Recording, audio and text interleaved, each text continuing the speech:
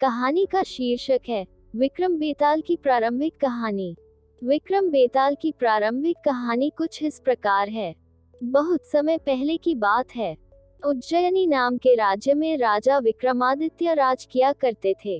राजा विक्रमादित्य की न्यायप्रियता, कर्तव्यनिष्ठता और दानशीलता के चर्चे पूरे देश में मशहूर थे। यही कारण था कि दूर दूर से लोग उनके दरबार में न्याय मांगने आया करते थे। राजा हर दिन अपने दरबार में लोगों की तकलीफों को सुनते और उनका निवारण किया करते थे। एक दिन की बात है, राज दरबार लगा हुआ था। तभी एक भिक्षु विक्रमादित्य के दरबार में आता है और एक फल राजा को देकर चला जाता है। राजा उस फल को कोषाध्यक्ष को दे देता है। उस दिन के बाद से हर रोज वह भिक्षु राजा के दरबार में आने लगा। उसका रोज का काम यही था कि वह राजा को फल देता और चुपचाप चला जाता। राजा भी प्रत्येक दिन भिक्षु द्वारा दिया गया फल कोषाध्यक्ष को थमा देता। ऐसे करते करते करीब 10 साल बीत गए। एक दिन जब भिक्षु फिर राजा के दरबार में आकर फल देता है, तो इस बार राजा फल कोषाध्यक्ष को न देकर वहां मौजूद एक पालतू बंदर के बच्चे को दे देते हैं। ये बंदर किसी सुरक्षाकर्मी का था, जो छूटकर अचानक राजा के पास आ जाता है। बंदर जब उस फल को खाने के लिए तोड़ता है, तो उस फल के बीच से एक बहुमूल्य रत्न निकलता है। उस रत्न की चमक को देख राज दरबार में मौजूद सभी लोग हैरत में पड़ जाते हैं। राजा भी यह नजारा देख आश्चर्य में पड़ जाता है। राजा कोषाध्यक्ष को इससे पूर्व भिक्षु द्वारा दिए गए सभी फलों के बारे में पूछता है। राजा के पूछने पर कोषाध्यक्ष बताता है कि महाराज, मैंने उन सभी फलों को राजकोष में सुरक्षित रखवा दिया है। मैं उन सभी फलों को अभी लेकर आता हूँ। कुछ देर बाद कोषाध्यक्ष राजा को आकर बताता है कि सभी फल सड़ गल गए हैं। उनके स्थान पर बहुमूल्य रत्न बचे हुए हैं। ये सुनकर राजा बहुत खुश होता है और कोषाध्यक्ष को सारे रत्न सौंप देता है।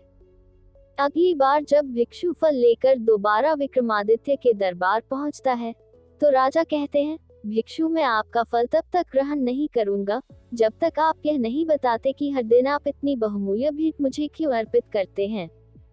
राजा की यह बात सुन भिक्षु उन्हें एकांत स्थान पर चलने को कहता है। एकांत में ले जाकर भिक्षु राजा को बताता है कि मुझे मंत्र साधना करनी है और उस साधना के लिए मुझे एक वीर पुरुष की जरूरत है। चूंकि मुझे तुमसे वीर दूसरा कोई नहीं मिल सकता, इसलिए यह बहुमूल्य उपहार तुम्हें दे जाता हूँ। भिक्षु की बात सुन राजा विक्रमादित्य उसकी सहायता करने का वचन देते हैं। तब भिक्षु राजा को बताता है कि अगली अमावस्या की रात को उसे पास के शमशान आना होगा, जहां वह मंत्र साधना की तैयारी करेगा। इतना कहकर भिक्षु वहां से चला जाता है।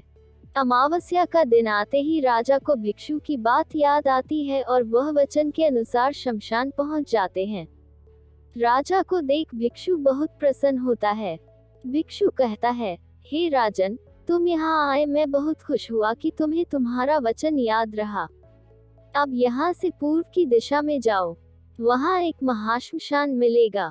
उस महाश्मशान में एक शीशम का एक विशाल वृक्ष है। उस वृक्ष पर एक मुर्दा लटका हुआ है। उस मुर्दे को तुम्हें मेरे पास लेकर आना है। भिक्षु की बात सुनकर राजा सीधे उस मुर्दे को लाने चला जाता है। महाश्मशान में पहुंचने के बाद राजा को एक विशाल शीशम के पेड़ पर एक मुर्दा लटका हुआ दिखाई देता है। राजा अपनी तलवार खींचता है और पेड़ से बंधी डोर को काट देता है। डोर कटते ही मुर्दा जमीन पर आ गिरता है और जोर से चीखने की आवाज आती है। दर्द भरी चीख सुन राजा को लगता है कि शायद यह मुर्दा नहीं, बल्कि कोई जिंदा इंसान है। थोड़ी देर बाद जब मुर्दा तेजी से हंसने लगता है और फिर पेड़ पर जाकर लटक जाता है, तो विक्रम समझ जाता है कि इस मुर्दे पर बेताल चढ़ा है। काफी कोशिश के बाद विक्रम बेताल को पेड़ से उतार अपने कंधे पर टांग लेते हैं। इस पर बेताल विक्रम से कहता है, विक्रम, मैं तेरे साहस को मान गया। तू बड़ा ही पराक्रमी है। मैं तेरे साथ चलता हूँ, लेकिन मेरी एक शर्त है कि पूरे रास्ते में तू कुछ भी नहीं बोलेगा। विक्रम सिर हिलाकर हाँ में बेताल की बात मान लेता है। इसके बाद बेताल विक्रम से कहता है कि रास्ता लंबा है, इसलिए इस रास्ते को रोमांचक बनाने के लिए मैं तुझे एक कहानी सुनाता हूँ। तो ये थी विस्तार से राजा विक्रम, योगी और बेताल की आरंभिक कहानी। यहीं से शुरू होता है बेताल 25 की 25 कहानियों का सफर, जो बेताल एक एक करके विक्रम को सुनाता है। मेरे चैनल पर आपको विक्रम बेताल 25 की सभी कहानियां एक साथ मिलेंगी। कहानी से सीख। एक राजा को हमेशा विक्रमादित्य की तरह साहसी और पराक्रमी होना चाहिए, तभी वह अपनी प्रजा की रक्षा कर सकता है। ऐसी और मजेदार कहानियां सुनने के लिए मेरे चैनल को लाइक, सब्सक्राइब और शेयर करें।